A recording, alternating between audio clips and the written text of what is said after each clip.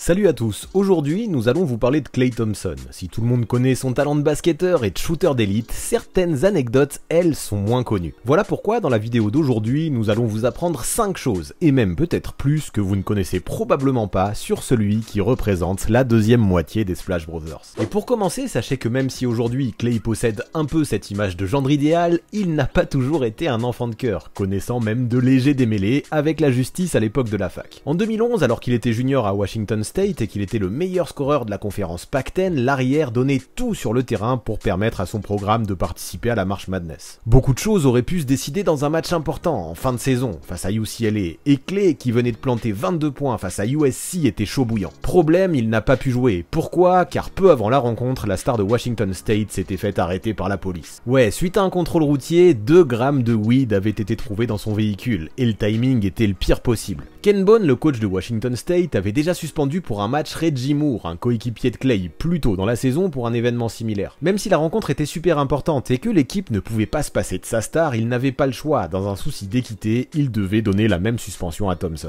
Résultat, il n'a pas joué face à UCLA, a dû s'excuser devant les fans, pendant que son père, ancien joueur NBA, n'a pas hésité à dire qu'il était très déçu et que maintenant son fils devait assumer les conséquences. C'est comme ça que Washington State a perdu ce match face à UCLA après prolongation et a dû se contenter du NIT plutôt que de la March Madness. L'équipe a fait un bon parcours dans ce NIT en atteignant les demi-finales, mais le coup de projecteur n'était pas le même tant ce tournoi ne suscite que peu de hype par rapport au tournoi principal de NCAA. Tant pis, c'est aussi comme ça qu'on apprend, sachant que ce n'était pas non plus la toute première erreur de Klay. 2 semaines avant l'incident de la marijuana, il avait commencé la rencontre sur le banc car il s'était pointé en retard à l'entraînement. Son excuse, il avait perdu son iPod et voulait absolument le retrouver, bof. Ce jour-là, les Cougars avaient à nouveau perdu face à Arizona State avec ce Klay qui avait dû jouer des minutes limitées. Thompson a tout de même retrouvé son temps de jeu en seconde mi-temps en y mettant 24 de ses 28 points, mais c'était trop tard, sa fac finit par s'incliner encore une fois sur le fil de 2 petits points. Avec le recul, on se dit qu'avec un Klay Thompson plus sérieux, Washington State aurait probablement pu jouer la March Madness. C'est dommage et il y a de quoi avoir des regrets. Heureusement, tonton Kobe, qui depuis plusieurs années était le mentor du jeune joueur, est passé par là. Il est allé voir Klay, lui a dit d'arrêter ses conneries et de ne se concentrer plus que sur le basket. Force est de constater aujourd'hui que le discours du Mamba a fonctionné et l'arrière est devenu un quintuple All-Star multititré et plus jamais nous n'avons entendu parler de lui dans la rubrique fait divers. Et puis de toute façon, soyez-en conscients, lorsque le jeune Klay, même en NBA, pouvait déraper, même légèrement, ses parents, tous deux anciens sportifs professionnels dans le basket et le volleyball, veillaient au grain. En 2013, quand l'arrière fut impliqué dans une bagarre entre les Warriors et les Pacers, la NBA a décidé de lui infliger une amende de 35 000 $, ce qui est déjà beaucoup pour un jeune joueur. Mais papa et maman Thompson, pour que la leçon soit bien comprise, sont passés derrière. Ce qu'il faut savoir, c'est que sur ses premières années en tant que professionnel, c'était les parents de Klay qui géraient son argent.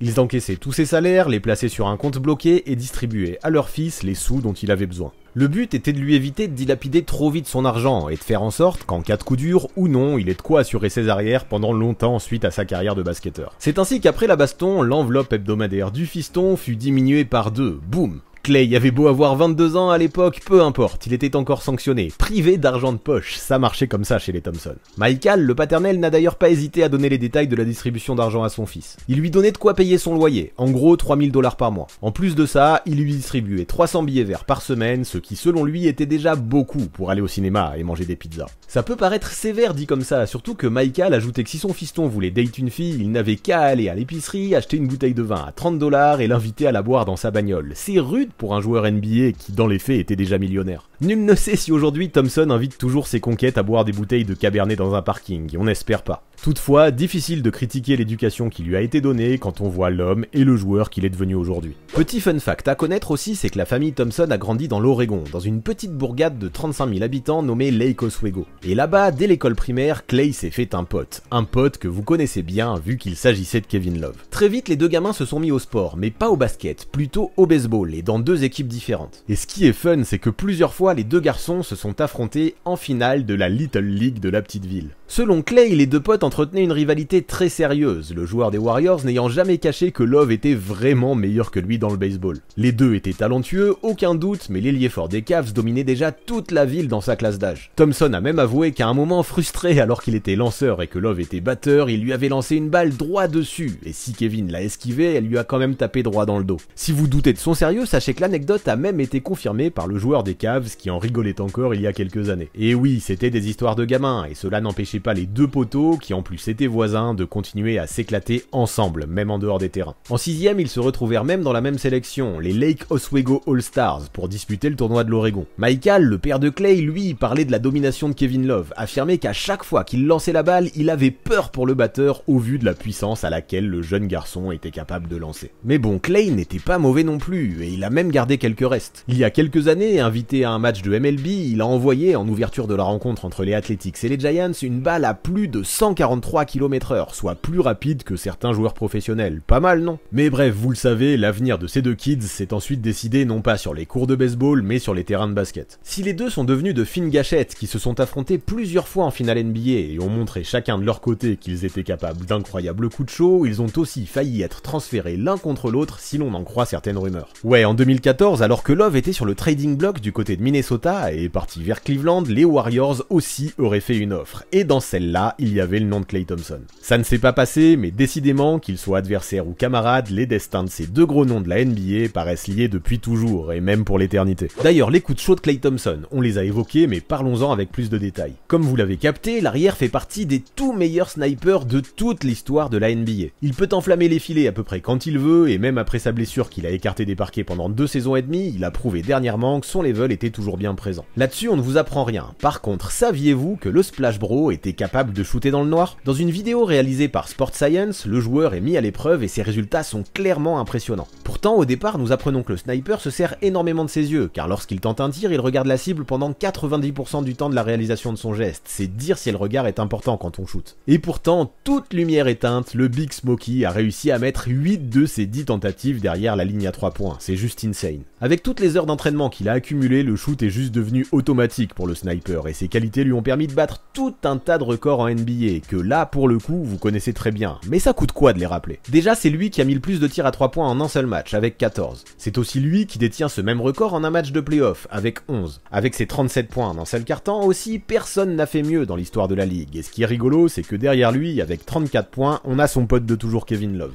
On peut encore aller plus loin en disant que dans l'histoire, Clay est le seul à avoir atteint la barre des 60 points en une seule et même rencontre en ayant joué moins de 30 minutes, c'est fou. Il est également le seul joueur all-time à avoir rentré plus de 500 triples en cumulé sur ses 3 premières saisons NBA, et est aussi le seul à avoir rentré 7 triples ou plus lors de plusieurs matchs de playoff consécutifs. Ça commence à faire pas mal d'accomplissements en tant que shooter, non? Ajoutons aussi qu'il est un roi du catch and shoot, capable de planter 43 points en ne posant que 4 dribbles dans une rencontre, c'est un truc de grand malade en vrai. Alors au final, quand on connaît tout ça, savoir qu'il peut shooter à 80% de réussite dans le noir total n'a peut-être plus grand chose d'étonnant. Quoi qu'il en soit, vous l'avez bien compris, Killer Clay est né dans un environnement ultra sportif, on en parlait dans une vidéo d'il y a quelques mois. Entre son père champion NBA avec les Lakers dans les années 80 et sa mère pro du volleyball, ça devait parler pas mal de ballons sur les grandes tablées familiales. Et forcément les chiens ne font pas des chats, son grand frère Michael était une star à l'université de Pepperdine et était un basketteur de renom. S'il n'a pas percé en NBA, comme Clay, il a quand même pu fouler le parquet en disputant 5 petits matchs avec les Cavaliers en 2012. Le reste de sa carrière s'est essentiellement déroulé en G-League et notamment aux Santa Cruz Warriors, après un petit passage en Italie.